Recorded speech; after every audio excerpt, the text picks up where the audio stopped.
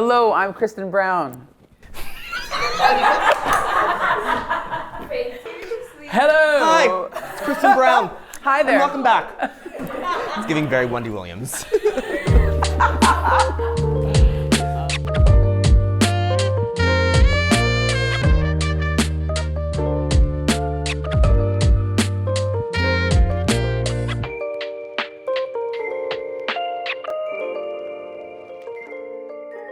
Hi, I'm Christin Brown. And I'm David Lopez, and we're kicking off the DevaCurl Academy Pro Artist Series today. We're going to be talking all about our classes that we're teaching. Yes, we are. Our journey in the hair industry, and getting to know each other a little more intimately, and our thoughts about the hair industry as a whole. So let's go ahead and get started. Will you be there? Let's go. Change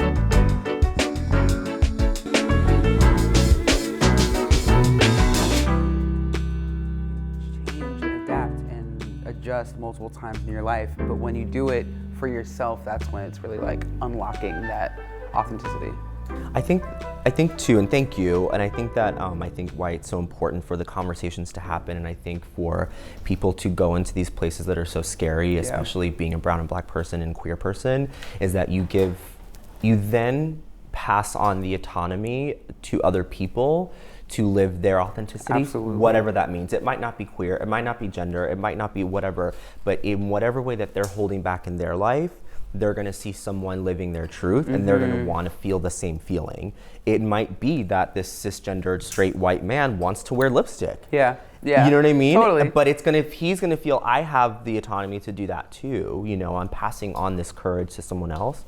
Because it's fucking scary. Yeah. Do you know what I mean? To do it. It's really terrifying to start living outside of the box that you built to protect yourself. Brown and black and queer people build these boxes and these structures to protect themselves. And when you start taking those away, you feel very vulnerable. You feel like an exposed nerve. Yeah. But luckily, you know, there's a great support system out there, and I think in the times right now that we're living in, there's so many resources for us out there to support us. Yeah. So yeah, I think that's the bigger mission statement is I do think brown, black, and queer people are going to be holding the torch for all of humanity. I think being queer and black and brown really is a true sentiment of like all humanity. And because our struggles are the most imminent and like in your face. Yeah. And a lot of other people's are hidden. So when we take our power back and not live through victimhood, but live through survival and triumph and celebration, that passes on to other people. Well, I think the next generation, whomever is looking, you know, up to you, up to us, I think that's where that true magic is. You know what I mean? We look at little kids now and they're so easily impressionable, like all of us, but I think that, like, you know, I saw on, you know, one of your posts, like the mom who kind of chimed in and was like, her kid saw you, you know, and you was like, I think that he's gorgeous with this blue wig. like that is something that I'm teaching my kid right now. You know, she's 4 years old, and for her to look and she's, you know, already starting to, you know, she's saying things like, no, mommy, I'm a boy. And I'm like, okay, let's talk about that. You know, like what makes you feel like a boy? Like how does that make you feel, you know? And her being like, well, I want short hair, and all these things that we think just happens by people, you know, watching TV or anything like that. But what's really innately within you, you know what I mean? Like, what is your truest expression? How do you feel today? You know, what was your yesterday in comparison to your today, and how do those two people coincide to where it builds you to being the person that you're gonna be 5 years from now? Yeah. You know, hair, you know, to circle it all back, right? Like, it's such a big part of that. Like, when I met my wife, my hair was like down to here, straight. I may have had a track in there too. Full silk press. You know? Yeah, like just. Were you a hot comb user? Well, I mean, I had some marks on the ears, you know what I'm saying? But it was laid. But the thing was that wasn't me. That was me. Yeah. But it wasn't me. That wasn't the me who was always inside. Like, this person on the outside, you know, this took 38 years to get to that point of being like, oh, I can wear button-ups. I can tattoo up. I can be a little bit more in this, you know, I identify myself as like a little bit more masculine presenting, which can still look like wearing makeup, which I think you do such an incredible job of showcasing that you can have a beard and be and face beats. You know what I mean? Like that is so incredible, and I think that's why people are so in alignment with who you are, because they get to show up and you're showing them a side that maybe they didn't know was allowed. Yeah.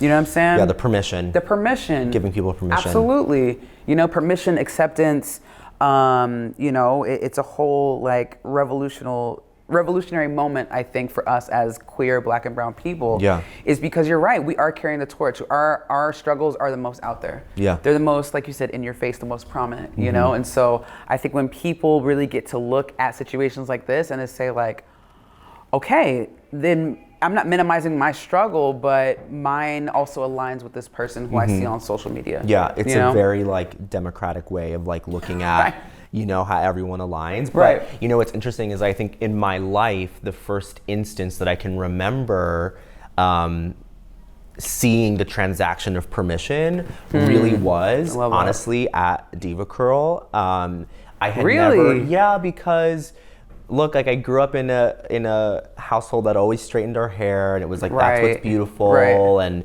you know I always was told I had pelo malo, which means bad hair in Spanish, and so to go into a salon and see a row of stylists that embraced their hair, loved their hair, they were passing on permission, but more than that, it was the community of people in the salon. They were giving permission to each other. Like when you're in that waiting room, especially this was like over 10 years ago, this was like early days. That waiting room was like magic. It was just like.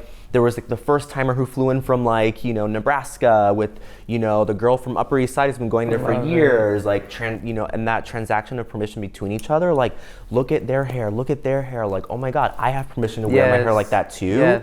You know, that was the first place that I really saw it. And also to be in a salon where you see every skin tone, every hair type. I mean, it was the first kind of inclusive space that I remember in terms of hair. I mean, that was me for sure with Diva. Like seeing that first, like I was telling you, that first video of being like, oh my gosh, there's a curly space, a curly safe space. That for me was the first. Also growing up, you know, Black in Oakland, like that just being natural was something you did when you were in your 40s and you had locks. You know what I'm saying? Like it was just, it was that type of expression, but it wasn't celebrated as, you know, if you had, you know, thick hair, you had too much of it. If your hair was curly, it wasn't professional. It wasn't viewed as beautiful until recent days, you know? And so to see that expression, and that's what I'm constantly telling clients, is we have just been given the license to wear our hair natural. You know, the permission, like you're saying, you know? And I think all that is still so new. So when you have somebody in your chair who's like 68 or in their late 40s or in their early 30s, and they're like, so you're saying that I can walk down the street like this and that is okay. I can walk into a boardroom meeting. I can walk into, you know, and have a Zoom, you know? The amount of pandemic big chops that have happened.